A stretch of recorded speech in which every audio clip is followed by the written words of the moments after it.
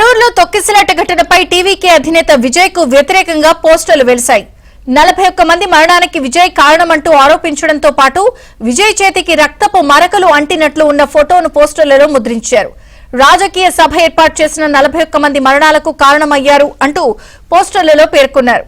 మరణించిన వారి కుటుంబాలను ఇప్పటి వరకు పరామర్శించలేదు అన్నారు. తమిళనాడులో విజయ్ పోస్టులు ఇప్పుడు సంచలనంగా మారాయి.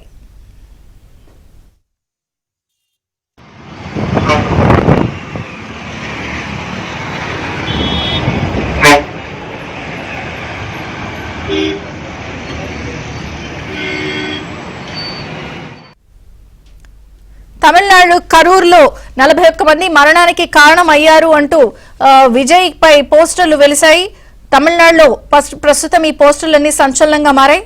పూర్తి వివరాలు రుత్విక్ అందిస్తారు. రుత్విక్, విజయ్ చంద్రిక కరూర్ తొక్కిసలాట ఘటనకు సంబంధించి విజయే కారణం అంటూ కూడా పోస్టర్లు వెళ్లడం తమిళనాడు వ్యాప్తంగా కూడా ఒక సంచలనంగా మారాయనే చెప్పుకోవచ్చు.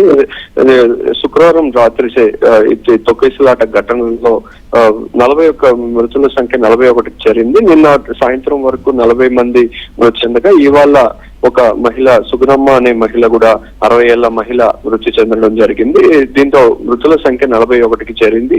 ఈ తమిళనాడు వ్యాప్తంగా కూడా ఒక రాజకీయ సభలో ఇంత పెద్ద ఎత్తున మృతుల సంఖ్య పెరగడం కూడా ఒక సంచలనంగా మారింది. దీనికి విజయే కారణం అంటూ పోస్టర్లు వెలిచాయి. ఏదైతే కరూర్ తొక్కిసలాట ఘటన జరిగిందో ఆ ప్రాంతంతో పాటు తమిళనాడులో పలు ప్రాంతాల్లో కూడా ఈ పోస్టర్లు ఏదైతే విజయ్ చేతికి రక్తపు మార్కులు అంటినట్టుగా ఉన్న పోస్టర్లను విజయే కారణం అంటూ ఇంతమంది మృతికి కారణం అంటూ కూడా పేర్కొంటూ కూడా పోస్టర్లు అక్కడ మొత్తం కరూరుతో పాటు తమిళనాడులో పలు ప్రాంతాల్లో కూడా ఈ పోస్టర్లను అక్కడక్కడ పడేసిన పరిస్థితి ఉంది. ఈ పరిస్థితుల్లో ఒక సంచలనంగా మారింది. మరోవైపు ఈ తొక్కిసలాట ఘటనకు కుట్ర కోణం ఉందంటూ కూడా టీవీకే పార్టీ ఆరోపిస్తుంది. దీనికి సంబంధించి ఇప్పటికే కూడా మద్రాసు హైకోర్టును టీవీకే పార్టీకి తరపున లాయర్లు పిటిషన్ దాఖలు చేయడం జరిగింది. దీని మీద శుక్రవారం కూడా విచారణ జరుగుతుందంటూ కూడా పేర్కొన్నారు. ఇలా ఉండగా విజయ్ ఇంటికి భద్రత కూడా కల్పిస్తున్నారు పోలీసులు.